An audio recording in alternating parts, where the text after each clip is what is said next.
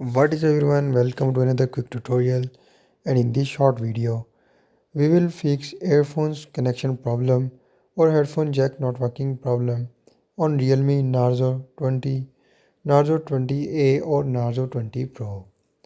So before the starting video, don't forget to subscribe and also press the bell icon if you are new to this channel. So to fix Realme Narzo 20, 20A or 20 Pro headphone jack problem, first of all you just need to open settings application.